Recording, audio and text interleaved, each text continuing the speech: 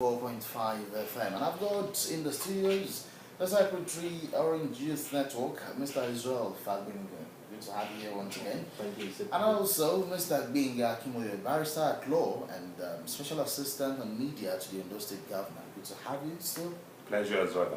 Alright, now let's move forward. Just yesterday, your party forwarded the name of its deputy governorship candidate to INEC, and that's Barrister John Olamafo.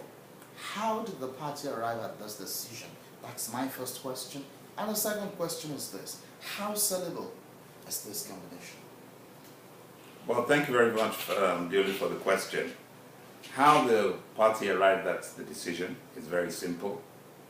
We follow the constitution of the party, Which says, that you look inwardly, you look at registered, qualified members of the party, you look at balancing the scales, having already chosen through an election your main candidate, that is a governorship candidate, and then you look at all the other political intricacies that need to be considered in the consideration of the electorate. Let us understand one thing. This idea of having a ticket is not about compensation. It's not about giving to the north, giving to the south, giving to the east, or giving to the west.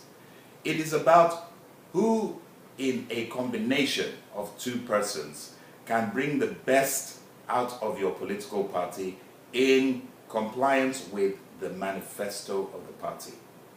Now, since the Labour Party was collapsed into PDP, and let's not forget that the author, Director General of the Labour Party, Dr. Olusegun Mimiko, who left the PDP to contest under the umbrella of the Labour Party, returned to his roots. So for all intents and purposes, we have a continuum of ideas, of culture politically. What we then thought was, having chosen Tayo Jegede as a distinguished governorship material, one of the best that we have chosen within the party for a long time, we then felt that we needed a calming influence. We needed somebody who appeals both to the youth and to the older generation. We need somebody who has experience of what are the true virtues of PDP at a time when PDP is not in government at the national level.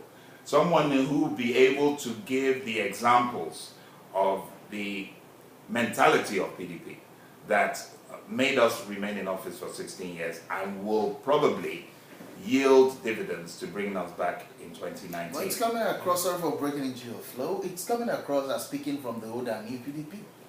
By coincidence, if you toss a coin, you get heads. You toss a coin again, you get tails.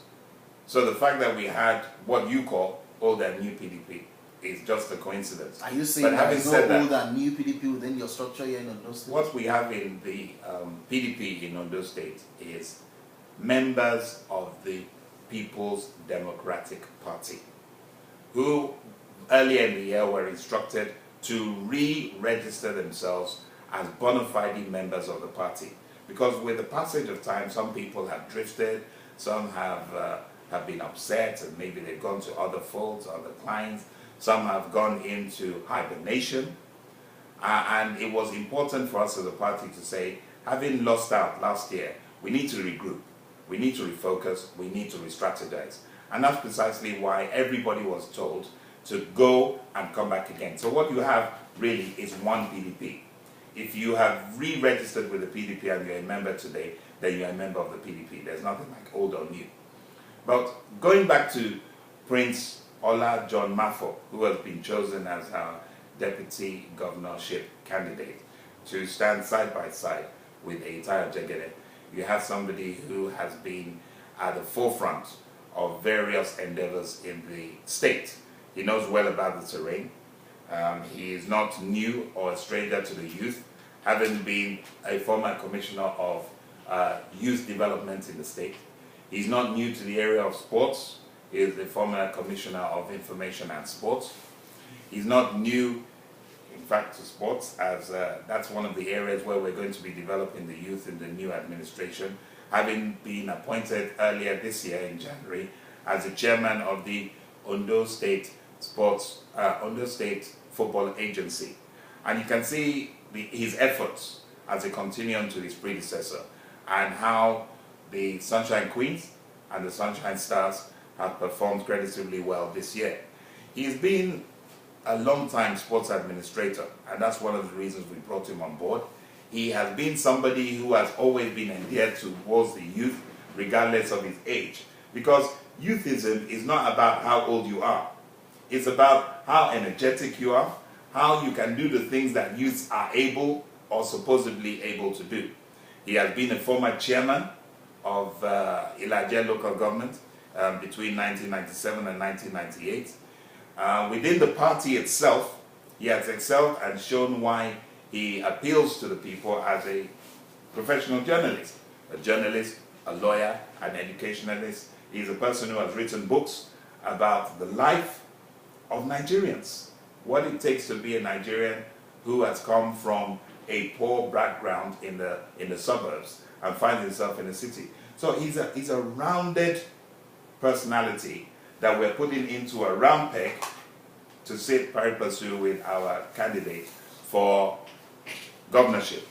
And we believe in the PDP that, having chosen Eyitayo Jegede from the Central Senatorial District, and now having chosen to support him with Prince Olamafo John from the Ilaje Riverine area and the South Senatorial District, that we've got a good blend of selection across the board. Now, we could have chosen from elsewhere, but the informed minds of the party, which we respect, have chosen that combination, and it's based on experience, based on ability, based on agility, and based on their principles about how governance can be brought to the doorsteps of the people, and indeed, in the final analysis, how we can continue to bring the dividends of democracy to the people of Ondo State. Now, Israel, let's look at the northern and southern senatorial districts of the state. Do you think the present government, led by Dr. Olusegun Mimiko, has done enough in that axis? Well, for me, as I rightly mentioned the other time, there is no government that can satisfy all within the tenure of his office, of the office in government.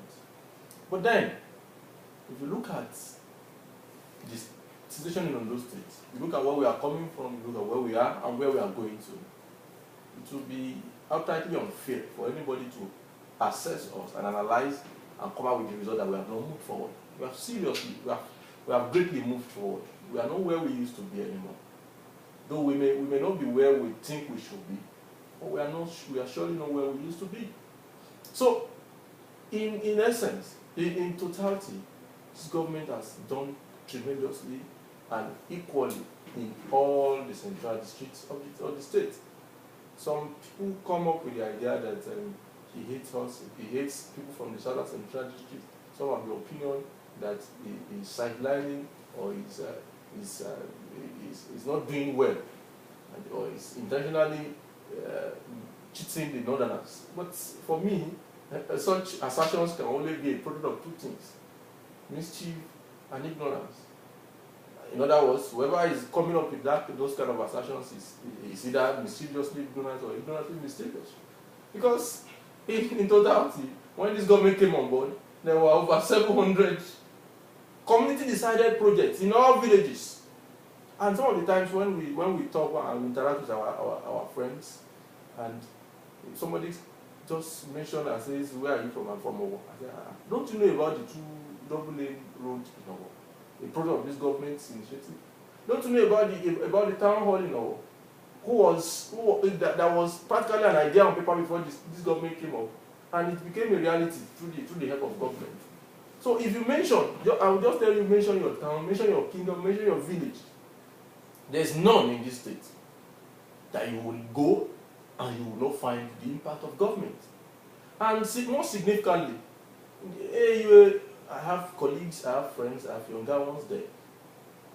By God's grace, through the help of God and the efforts of this government, AUA was practically a glorified secondary school. In fact, as a matter of fact, when I was seeking admission into the university, I had the choice of AUA, but I said that no, I won't go to that kind of place. But now, if I have the chance to choose again, and if I'm going back to the university, I will choose both for the first and the second choice in that university. In the last convocation that I attended personally, in the words of the Vice Chancellor, he said that what the government has spent in the last 6 to 7 years on that university is about 10 times what was spent in the first 15 years of existence of the university. We don't have to continue to mention. The international standard Senate building is yet to be mentioned. A lot of halls, a lot of facilities that have been built by the help of God and the effort of this government. That is the Northern Central District. Coming back to the South, some people are of the opinion that Mimiko hates us in the South. But of course, as I rightly mentioned, it's either the person is trying to be mischievously ignorant or ignorantly mischievous. Because Ajagu, who is a son of the soil, conceived an idea. Some people have the opinion that it is politically conceived. Well, that is for the people to decide. But he conceived the idea of Ondo State University of Science and Technology to be situated in my own hometown. In fact, part of the land that was colonized for that university was taken from my grandfather. So you know I'm one of the hosts. And we're happy about it. But unfortunately, he didn't make anything significant happen in that place. He didn't bring up an institution in that place before he left government.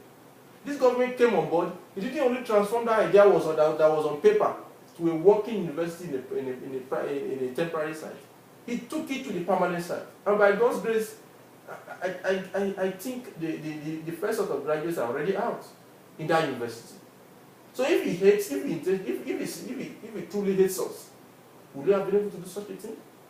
People have the opinion that he hates us, but yet there are a reasonable number of Ikale and Lajer sons in his government. And Lajer man has also soon has just been selected, appointed as the deputy governorship candidate of the party. Of course, we know what obtains in the PDP. The governor is the leader. If he truly hates the Southerners, would he have allowed such a thing? No, he won't. So it's a situation of equitable distribution of the state resources. Yes, there's some people have the opinion that he has concentrated more on Akure. For God's sake, Akure is the symbol of the state. When you come to a state where you want to go first, is the capital. And so Akure deserves whatever attention that has been given to it. It is only a case of failure in the part of earlier government who didn't pay the attention, because I could remember apologies to the Akure people. When I was in my secondary school days in Akure here, Akure was one of the dirtiest. Apologies to the Akure people. Capital cities that I ever known about them. But today, we know the case when you move around over Deshida Road. We know the case when we move around Ilesha Road. We know the case of lightning in the night. We know about the case of the beautiful roads and facilities that have been built by this government. Now, if you're talking glowingly about the achievements of this government, Binga, how then do you account for the moribund industries in the record of this administration? Well, as Israel Riley pointed out earlier on, this government made some promises right at the start of its tenure that it would seriously look into creation of employment, and one of the vehicles that it proposed to use was that of industrialization. When this government came into office, how many industries were working? And if we extend it to the whole country, how many industries that were alive 8 years ago are still alive today? One of the fundamental critical problems that we're facing with regards to industrialization is that of power. Recognizing that the issue of power is at the doorstep of the federal government and not in the remit of the state, we have to take alternative measures. And the government did two things. On the one hand, the government said we need to have our very own independent power plant.